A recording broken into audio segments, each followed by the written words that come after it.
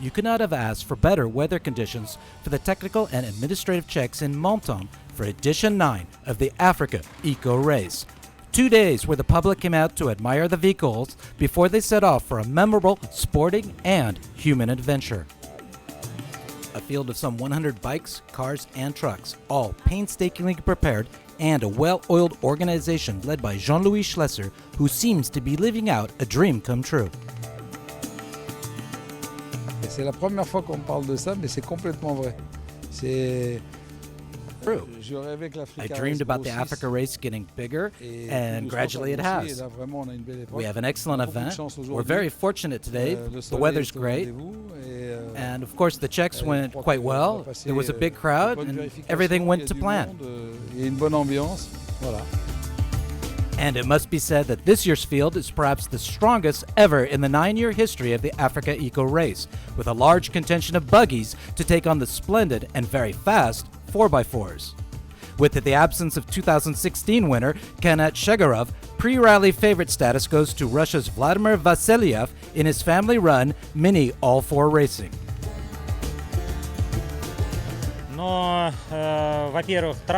We've heard so many good things about this rally, so we decided to give it a go.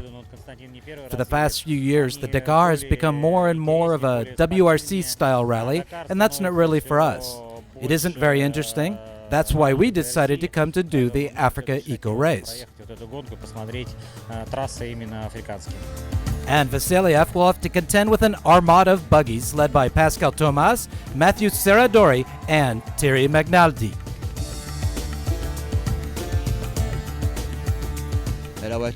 We know a little bit about this car because it's the one that Carlos Sainz drove on the Dakar. It's very reliable and very fast with a V8 engine, and I'm quite familiar with it because it's the engine we used with Jean-Louis Schlesser when he was racing buggies. It's a very competitive car. I hope we can live up to its reputation and compete with the leaders. And it wouldn't be a proper rally raid without the mastodons of the desert. And when it comes to trucks, it all begins with the Russian KAMAZ team. Andrei Karginov and Sergei Kupryanov will have to take on past AER winners Thomas Tomacek and Miklos Kovacs, as well as Elizabete Jacinto with her MAN truck that has 230 more horsepower than it did last year. I think it will help me do a little better in the thick sand, as well as climb the dunes. Last year I struggled to get over the dunes that I had to cross. But I think it will be a little easier for me this year because the track is quite heavy and I will need the additional power. The bikes also received a well-deserved encouragement, and among them is two-time defending class winner Pal Anders Ulvaseter on his KTM, and the Norwegian is not quite ready to retire. It's all about having fun for Harite GABARI. The Moroccan rider returns to the Africa race, and for the first time he's taking the start in France. This year I picked up the bike in France, so I said, well, why not start from Monaco and get stuck right in the rally from the beginning? The last time I started in Morocco, something was missing. It was different. It wasn't the same. I like going through the checks and seeing everyone. It's all quite fun. It's all part of the rally. The atmosphere is great, and in Morocco I leave from home. The first stages are in Morocco, and they're very hard and very tricky. There are a lot of rocking sessions and a lot, not so much sand. And you have to make sure to stay strong and stay focused because it will be really difficult in Mauritania. René Mech promised that it would not be easy this year, so I have to pace myself to be ready for Mauritania. While the AER is a rally raid, the human aspect mustn't be overlooked, and this year, the organizers decided to support AMADE, the Monaco-based Friends of Children Association. We saw an opportunity to deliver supplies and get technical assistance in the organization trucks to deliver supplies. We have a doctor in Monaco who has given us medical supplies and equipment. It will all be taken to the Pikini Hospital in Dakar for the local children. And for the second departure from Monaco, Edition 9 of the AER has the support of motor racing enthusiast and former top model ADRIANA. And while she sends off each competitor, she has a bit of a secret desire to fulfill. Unfortunately, I can't do it, which is a little disappointing, but maybe next year. It's a tough rally that demands a lot of preparation. I know a lot about rallying, but this one is different. I'm a little jealous because they will go through some amazing places in Morocco, Mauritania and Senegal just to La Crosse. There are some good teams. There are even the Slovakians who are very strong. I love rallying, I love the spirit, the idea of everyone helping one another, the generosity, and it's also a real human adventure. Once the competitors pass through the arch, it is 378 kilometers to set for the trip across the Mediterranean to Nador in Morocco. A 36-hour excursion with a New Year's celebration aboard, followed by a short night and the traditional briefing delivered by Jean-Louis Schlesser and sporting director René Metsch.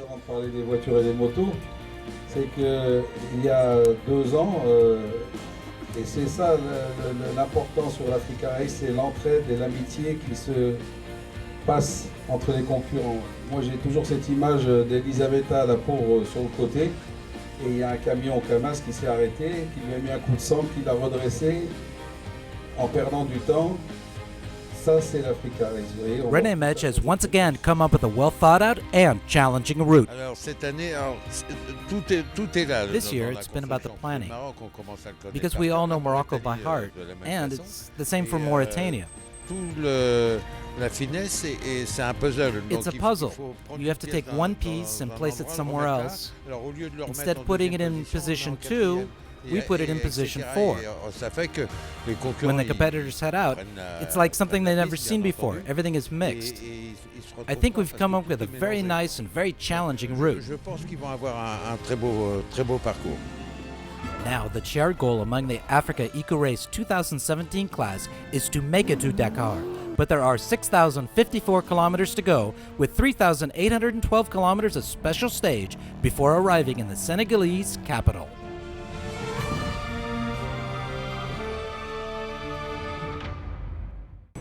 Despite the early wake-up call, everyone was ready to get down to business this morning in Nador.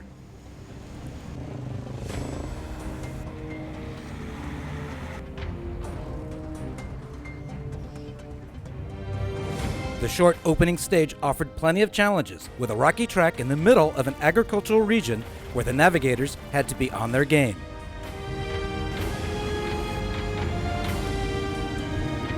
And vigilance would be the word of the day on the 86-kilometer special stage between Amazine and Dar Mimoun, because while a rally can't be won on the opening day, it certainly can be lost.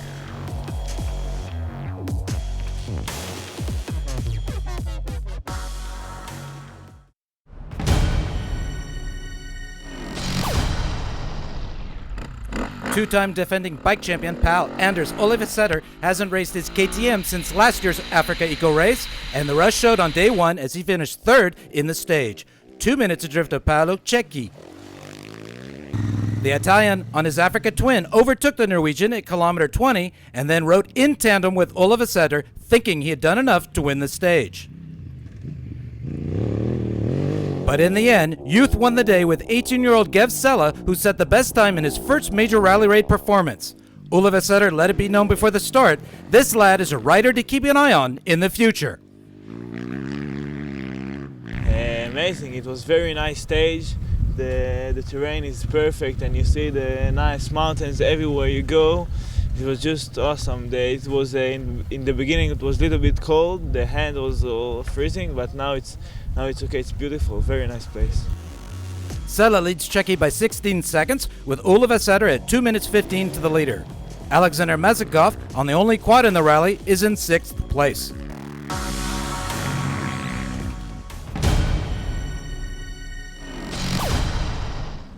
At the end of day 1, all the drivers agree this stage was a struggle with a lot of navigation. Fortunately, Matthew Serradori has Fabien Lurken by his side as the two finished in 3rd in their Ford buggy. 2nd place in the stage went to Thierry Magnadi, who was quite the navigator in his day, but this year he's in a buggy that could be in it for the win.